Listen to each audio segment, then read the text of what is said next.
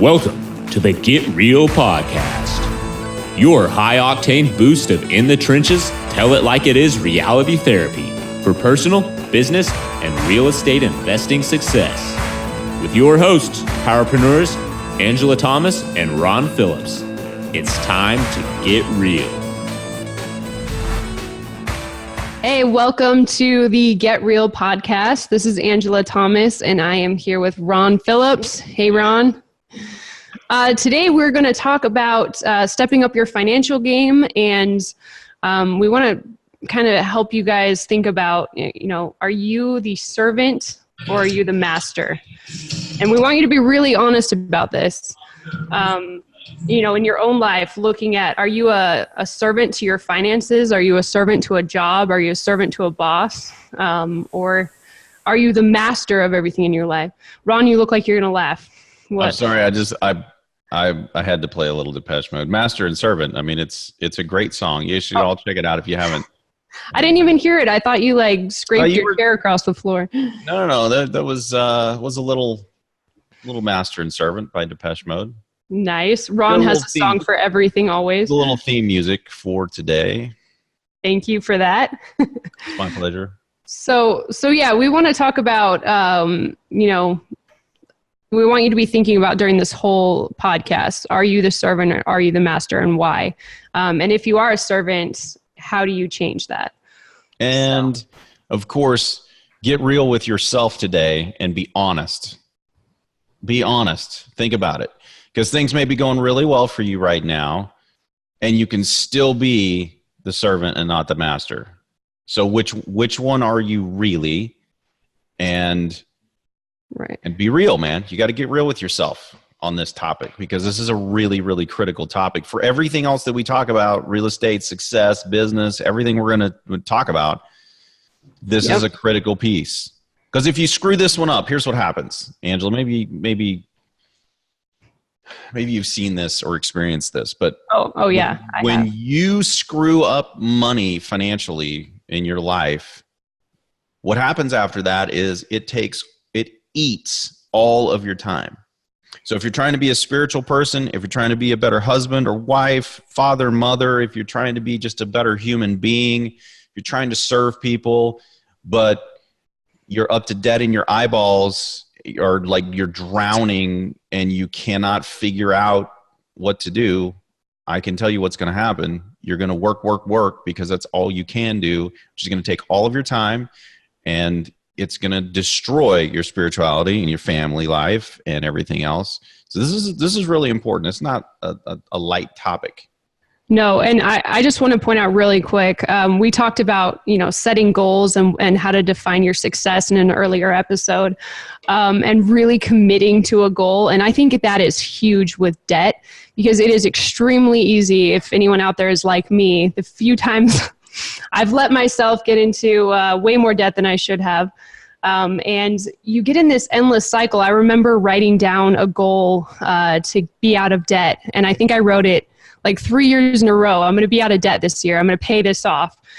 And it never happened. It's so weird. I would keep paying big balances on, pay a big amount that month. And then somehow it'd creep back up and I'd end up back where I started, between spending and, the huge interest rates. So that is super easy to do. You can be running, trying to pay off that credit card debt, and you just end up jogging in place. So how do you actually... the way I changed it, one year I was like, this is ridiculous. I just keep making this same goal. I got to actually take a huge step to fix this. This year, I want to get rid of it.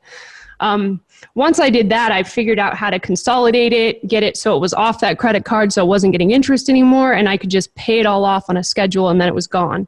And so I just wanted to point out that taking an actual big step to ensure it's going to happen, and committing and jumping in with both feet is super important. Because if it's just a casual goal, like losing weight, it's never going to happen, right? Yeah. If it's just something and it can't be casual. This is something you have to attack.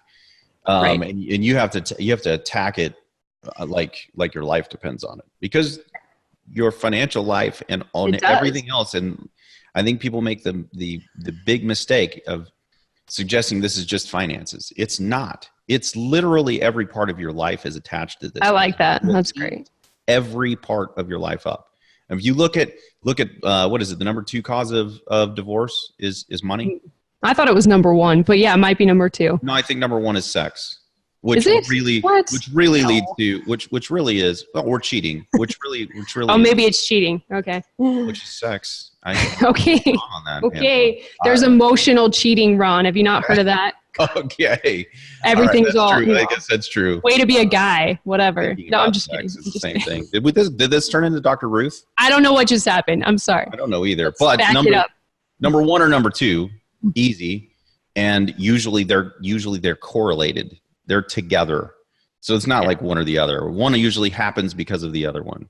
The amount of stress that debt puts on your marriage and your life, it can cause you so much stress that you stop sleeping and you don't want to work out and you eat bad. It can affect every single area of your life. It has for me, and I'm sure for most of you out there. So yeah, me too. I think anybody who's lived has learned the hard way about debt. Hopefully learned. I think that's the key, right? Because what you were saying, Angela, was in order to get out of debt, you got to attack this thing, but you've got to stop thinking that debt is the solution. A lot of people think, oh, well, if my income has decreased, I'll just not change my lifestyle. I'll just put it on credit cards because that's the solution, right? Because in 6 months, everything's going to be different. Well, probably in 6 months, things aren't going to be different unless you do something different. They're not going to be different, and which means you're just going to be in debt more, and your income's going to be the same, which is going to put even more stress on you. It doesn't work that way. Right. And it's so easy to fall into that trap. If that is you right now, we've all been there. So you just got to make the decision on how you're going to attack it and fix it right now, so it doesn't keep snowballing and getting worse. Like the compound effect. If you're not actively improving your situation and paying off your debt, quickly, doing everything you can to fix that, then you're most likely going the wrong direction and getting in more trouble. So great book, by the way. You should all go get it. The Compound Effect. Love that book. Go get it and read it. Yeah. So Angela, if we're getting real, do you want me to tell my story about 2012? Yeah. So coming back to that, we were talking about, are you the servant or the master? So you may think that you're the master in some areas of your life. It's easy to get a false sense of security and think you are the master. When really, if, you're only the master if, if you can survive a massive change in your life without, what would happen if suddenly your job was taken away, or, you lost all your money on the stock market, or, your rental property stopped performing, something big. So I kind of want to talk about that, really define, are you the servant or the master? And kind of discuss what would happen if you lost it all. What would happen if, all your security was just ripped out from under you all of a sudden? Yeah. And maybe some people out there have gone through this, and maybe some people out there listening to it, it's happening right now. Maybe you're in the middle of hell right now, and you don't know what to do. So your story, Ron, is great for that, because you lived that more than most, I think. Well, and I watched it. This isn't something that I've put out there. Most anybody who's done business with our company would not know this, right? No. It's not something that I don't even, very few friends of mine know. It's something I've kind of held close to the vest. But you know what? What's the name of this podcast? Let's get real, Ron. Let's get real for a second. So in 2012, I had a pretty I had a partnership dissolution, and in that partnership dissolution, I got nothing. I basically walked away with zero, and that's probably enough for where we start, right? My income was cut off. I had nothing. No assets, no equity. You walked away with nothing, not a pen, right? I got a pen. Maybe you got a pen. You did get a pen? Okay. Okay, well, I was joking, but I'm glad you at least got a pen. Good. I still have it. Okay. I still use it. And It reminds me of 2012, where life as me and my family know it completely changed. And when something like that happens, you have a couple of choices. You can curl up behind the toilet and go into fetal position and cry and puke and then cry and then puke and cry and puke some more. Or you can sit down, you can have a real conversation with your family and go, this is where we're at. Now, this is what we're going to do. And right now, I'm going to teach you about what you do in hard situations in life. Wow. Here's the craziest thing too, because this happened at Christmas, right? And I told my kids, because I knew it was coming. I told them, I'm like, hey, look, Christmas is going to be different this year. We're going from master to servant overnight, and we're not going to have the same kind of a Christmas as we've had in the past. And interestingly enough, I got this huge cheering session from my family, from my wife, from my kids. It was awesome. I don't think I knew that part. You can do it. So we changed things. Here's the other thing that changed for my family. Most people that go into a situation like this, they don't alter their lives. If something dramatic happens on the income side, something dramatic has to happen on the expense side. So what did we do? I shut off everything. Cable, literally everything you could shut off, I shut off. All of the expenses that I could eliminate, I eliminated.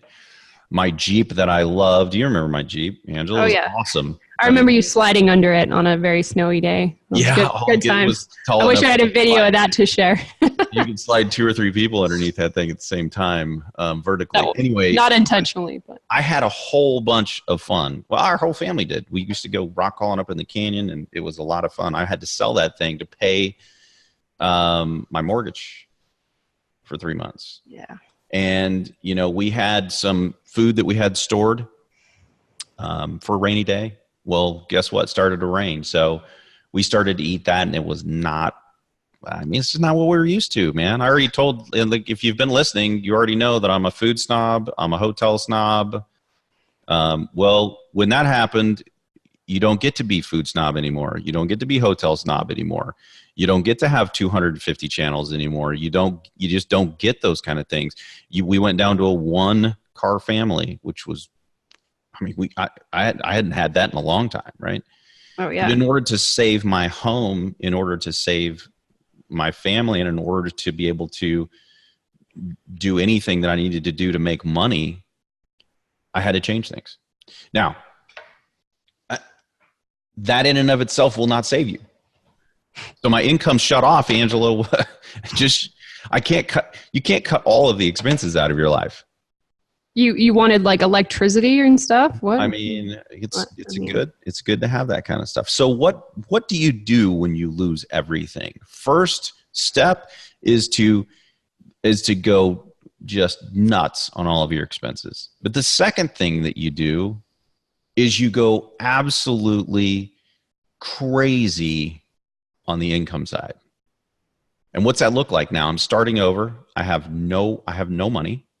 And there was 3 of us that kind of started this company back up from nothing.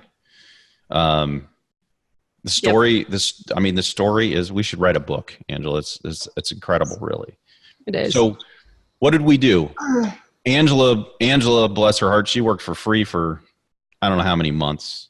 And even after that, made almost nothing. And bought my own MacBook Pro, which I could not afford. Bought our own computer. So I could work for you. No, I'm yeah, I mean, it was insane what we all did. Yeah. We booked our first sales event because that's how we knew how to make money. So that's what we did. But we had no money.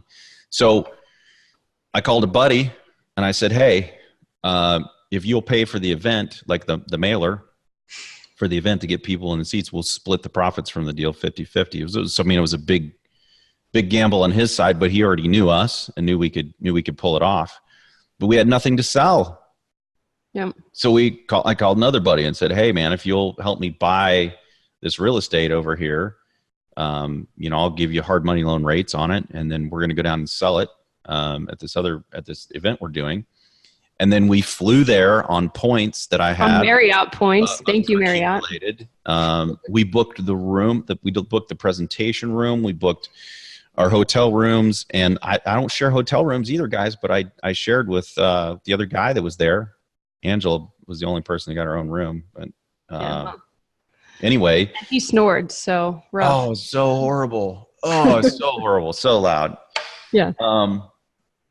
But what do you do when you're in that situation? I mean, you pull out all the stops. We pulled out all the stops, and we killed it. Killed it. We had an amazing first year. By the end of the year, we were all we went from 0 to $1 million in revenue in 1 year. With 3 people. And so, but man, we hit it so hard because we had to. And I think that a lot of people, I think a lot of people like skate in this interim where they think that they're in between servant and master. They haven't mastered anything yet, but they're not the master, but they don't feel like the servant because the crap has not hit the fan yet. And that's kind of where I was. I mean, I was doing really well and life was easy and comfortable. And overnight, I was the servant. But the reality, the get real part of this was I was the servant the whole time because I had not set myself up to where when something like that happens, I was okay. That I hadn't. And so that's the get real part of this. As you're listening to this right now in your life, things might be going okay. You don't really feel like you've mastered anything, but at the same time, you're comfortable, right? You're feeling comfortable. You know, everything's okay until it's not. Now, I am living proof. Angela's been through this. Probably a lot of you out there have been through this. But when you lose everything that you've worked for and given, like sacrificed, you know, your whole life for, you know, in my case, at that point, it was 7 years. It's a little bit of a kick to the stomach, you know, and definitely it's hard to claw your way back. Mm-hmm. But if you hit it with a ferocity, like an intensity that you've never hit it before, on both ends of the spectrum, on the income and the expenses piece of this, you can do it, and you can do it in a very short amount of time. I'm living proof of it, right? But boy, you got to eat some humble pie, man, because I was the face of the company from before. Everybody who knew me as a very successful person. And now all of a sudden I sold my car and I'm eating, you know, food out of our cupboard from, you know, that we've had in there for the next like 2 to 3 months. It's a lot of humble pie that you got to eat at the same time as you are actually really out there crushing it, trying to make money back. Right. And not get into debt and not do everything wrong the second time. It's really easy to go out there and say, man, we could do this really a whole lot faster and a whole lot bigger, Angela, if we just go get some debt. Yeah. And I think a lot of people may have started it that way. But we are so against debt. We did not want to do that. So we didn't go out looking for money. We went out and made it ourselves. That's correct. And you could say that, you know, my buddy was quote unquote debt that did the mailer, but it wasn't. Yeah. If that would have failed, he would have just been out money. He made an educated bet on our success, which is different, right? Right. We didn't go borrow money from a bank, and we've never done that. So what we did was we very consciously put enough money into our pockets so that we could make it, and so that, you know, my kids didn't have to eat, you know, stored food anymore. But we weren't eating steak every day like, you know, we were before. I mean, we love that dehydrated ice cream. It's good stuff. Oh, so good. So good. Actually, the strawberries aren't too bad, but everything else is kind of nasty. Yeah. Yeah. And to put it in perspective, guys, what I was eating was basically the stuff you take camping on a backpacking trip. That's basically what I ate for our family. And you're a huge fan of camping, so you had to love that. Yeah. We all know you love your camping. Boy, I like to camp at Marriott. That's right. Okay. You know, yeah. Sorry. So anyway, you can do this, right? It's and I would suggest to you that you do this now before all hell breaks loose in your life and you have to do what I did. Yeah. So that's the next thing I wanted to say, Ron. So obviously, Ron had huge motivation. I mean, if he would have put his head in the sand and ignored the fact he had no money coming in and kept spending the same way he was, I mean, what would have happened? You would have been... in 3 months, instead of turning the corner, I would have been losing my house. You would have been like homeless in 3 months. Yeah. So, that's pretty big motivation. But what about those of you out there? And this was kind of more my situation where you're, you have debt, you're a servant to your debt and to your job. But you didn't just lose everything. So you don't quite have the same level of motivation that Ron did. And that, if I don't do something, I'm going to be homeless in 3 months. I mean, that's a pretty big kick in the butt. So, for those of you out there that, you need to change something with your finances, maybe it's, you need to get out of debt. Getting out of debt, just thinking about it, it's just not sexy, like, hey, I need to get out of debt. It's just, you don't want to tell people that. It's not an exciting goal. It's not a sexy thing to say. So I think a really big, step for most of you out there that want to make a change is to attach that to an exciting goal. You can't just say, I want to get out of debt. Why do you want to get out of debt? What is the bigger, exciting motivation behind that? For Ron, it was losing his house. But for you, it could be something, like going on the vacation you've always wanted to, finally buying a investment property that's going to make you, passive income cash flow every month, or, spending more time with kids because you have your own thing. Something that actually motivates you, being able to help more people. But it's very personal, and it's got to be something, no one else knows what's going to motivate you, right? You got to figure that out for yourself. I think part of mine too was that there was a little bit of a chip on my shoulder, Yeah. Like I had just gotten shoved off the cliff, and I was going to come back, and I had to prove that I could do this better than I could do it with a partner. Hey, that can be motivating. And revenge. That's a lot of motivation, right? That only goes so far. That didn't take me too far, but there was a little bit of that in there, right? So because after you start making enough money that you don't have to eat nasty food anymore, and you're not going to lose your house, what's the motivation to get to the next level? And then what's the next motivation to get to the next level and to the next level? Right. And you have to keep figuring that out. You're right. You have to always have something out there that is sexier than and more motivating to you than whatever the menial tasks are that you have to do to be able to get it. Right. Making more money or getting out of debt. I mean, that's only it's really not motivating without anything behind it, No, and I think that's another misconception out there. I think a lot of people think that they're motivated by money, and they're not. I've actually only met 2 people in my life that were legitimately motivated by money, the accumulation of money, for no other reason than accumulating money. Just to have it, like, yep. Yeah. Like Scrooge McDuck. Yeah. Yeah. I wouldn't have said that. I'm just oh yeah. But sorry. Yeah, I mean, I think most people think that they're motivated by money, but if you peel the layers back, there's something behind the desire to have that money. That's the piece that you've got to connect with. Right. Why? Right. Why do I want the money? What is it that I'm going to do with the money? And then I think the next layer is, well, I'm going to buy a bigger house, or I really want that Lamborghini or whatever. And let me tell you what happens as soon as you have the money to be able to buy the big house and the Lamborghini. It completely, it's not enough to keep you going. No. And then you don't really want more toys. What you really want is what you really wanted all along, which is time. Time to be able to do, whatever you want to do. Hang out with your family, be able to vacation with your family, be able to serve at your church, or, whatever it is that you want to do. Having your finances in order gives you options that you didn't have before.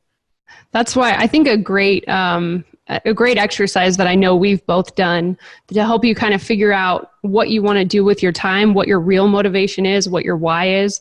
I think it's called the perfect day. Is that what it is?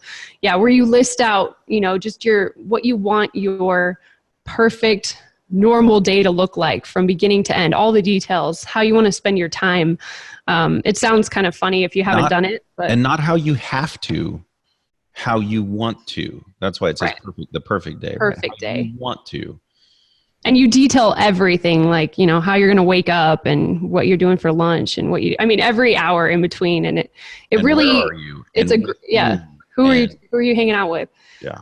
It kind of helps you get to know yourself better. If you haven't done that, I would look it up and do it for yourself. There's a ton of books that have the perfect day in them. If you do a Google search, you'll find books, but you'll also just find, articles on it as well. Yeah.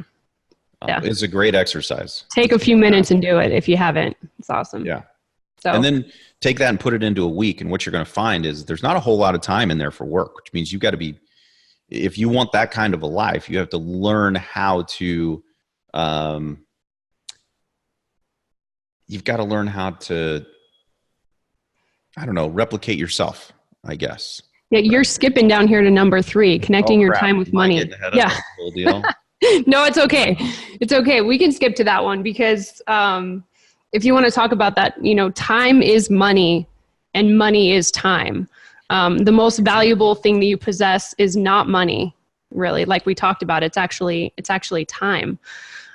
So, you know, one of the most important things with figuring out your finances is figuring out how to increase the amount of money you get for your time, or ultimately to make money without investing time, right? And then also that money is time. So you can actually use money once you have it to buy yourself more time. Like Ron was saying, you can replicate yourself in your business. You can pay someone else to do, you know, some of your work for you. That yard work you're spending hours on, if somebody does that, then that puts more money in your pocket. Obviously, you got to already have money to get to that point. But one of the, you know, most important things to get your finances under control is figuring out how to make more of the time you have. We only have so many hours. Yeah. Yeah. And I was honored enough to have some time to speak at the Collective Genius Mastermind, which is by far and away the country's best real estate mastermind. And I owe a lot of my success to Jason Medley. That's actually not in our notes, but I thought I'd talk about this really quick, because one of the things that I talked about in that, when I was able to talk to the group, was that I calculate my net, you know, when you calculate your net on a year, it's income minus expenses gives you your net operating income, right? Well, mine's a little different because I do income minus expenses plus time. So if I can get time back, or if I can buy more time, I calculate that into my returns now, because a return that takes, like if I can make a little bit less money, but I get more time, the return is substantially more to me, because I value time now more than I value money. And ultimately you'll get to the place where that's how it is. And I do. And what I encouraged all of them to do was to think about, because everything that you do in life, in order for you to grow something over here, you have to sacrifice something somewhere else, because you only have so much time. And where you can actually invest your time and it can multiply your efforts, in other words, you're augmenting yourself, like Angela was just saying, that investment's worth more money because it's giving you time back that you wouldn't have had. We all have the same amount of time, but some people can get 10, 100 times done what other people do in the same amount of time, and still spend a lot of time with their family and their friends. And you wonder how they do it. Well, how they do it is by cloning themselves, or putting more of that out there, or choosing to spend their time on investments or on businesses where they have the same effect, right? Where there's more return in time and money than there is just in money. Right. I don't know if that made any sense. Hopefully it did. It did to me, but we think too much alike sometimes. So Well, if it didn't, just make a note in the yeah. Let us know if it didn't make sense. We'll revisit it. It's because it's a critically important. At some point in your business life or your investing life, you're going to come to the conclusion that working 80 to 90 hours and making a ton of money is not all it's cracked up to be. Right, and that's another point. Real quick, I don't know if we hit on this, but if you are still kind of a servant to an hourly job. Working more hours is not a long-term solution. That means you sacrifice what really matters to you. You sacrifice time with your family, maybe your marriage, your hobbies, things that you really want to do, your sleeping, all that. So you need to figure out how to maximize that time any way you can. So if you're in a job, you need to figure out how to get that raise, maybe move to a different company that values you more, get a higher paying job. And then, if you work for yourself, looking for ways to give more value, to be worth more hourly, until you get more and more efficient and are able to actually duplicate yourself and to invest in other people that can help duplicate your time and make your effective hourly rate go up. And then, like Ron was talking about, the ultimate way to do that is with, investments, right? Investing in a business or passive income investments, because those require very little time. Yeah, and don't put yourself in a position like I did where everything that you've been working for the last however many years can be ripped away from you, and there's nothing you can do about it. Don't put yourself in that position, right? So if you are in a place where you have to work hours for your pay, make sure that you're investing so that in the event that happens to you, you don't have the same thing that happened to me, right? Or you have options and choices. Don't listen to bad advice that puts you in more and more debt with a bigger and bigger house so that you can get a bigger tax write-off. You know what I mean? I mean, you got to be smart about this stuff. Make sure that you put yourself in a position where you can win no matter what happens with your job, with your partnership, or with any of those things that you don't have any control over, really. And be honest with yourself whether or not you have control over them. Because it was a big badge that I wore around that I was partners, right? That I had, but when it comes to push and shove, well, that doesn't mean anything. Right. You were an owner. Most people would think I would think that's, one of the highest securities you could get. But as you learned, it can be ripped out from under you. So if you would have had a few more, backups and out there, you would have been okay. So, So be really honest with yourself, get real about, where you are in your life. And these steps, these things we talked about, can hopefully help you evaluate that better. Go do the perfect day exercise if you haven't done that. Figure out what motivates you. And remember that, you have to make that real decision and jump all in to make these changes in your financial life. It's not just going to happen by writing it down and hoping. So. Yeah. So no matter what stage you're in, right? I mean, if you're the person who's working and is just completely buried in debt, okay. It's the same thing as the guy who just lost everything when they were a partner. And it's the same exact thing as a person who's working 80 to 90 hours a week, barely getting by, making $1 million a year. There's not a whole lot of difference with how you attack these problems. It's the same thing. You're just going to have to attack it from your perspective right now and then move forward. The most important thing, though, is to do what Angela says. Just you got to make a decision, do it and get angry. Or make a decision, fired up, or whatever. Yeah. What is that? An adjective, Angela? Whatever adjective or adverb you want to. Let's not get into English right now. I don't know. Oh my gosh! Whichever it is, you just go choose whichever one you want. There's going to be a comment now. Yeah, and you guys just let us know which it is. I know there's going to be like some grammar Nazi out there is going to be like, "Come on, Ron, it's this." We should probably warn the grammar Nazis that grammar Nazis better just stay away from this show because we're going to screw it up again. It's not going to be the only time. All right. It's not planned. That was not a planned comment. Okay. Yeah. So but the point was, and then you get out there and you got to kick it in the pants. And today is a great day to start. So get started. Oh, it's not Monday? I thought it was Monday is when you start everything. Diets, exercise programs. You wait for Monday. But then if something gets in your way on Monday, wait for Monday. And then if you wake up and you're sick on Monday or you don't feel good or whatever, You put it off. Start next Monday. That's what you do, right? Yeah, that'll get you there. All successful people do it that way. That's the way you should do it. Yeah. So, Thanks for that, Ron. Yeah. Yeah.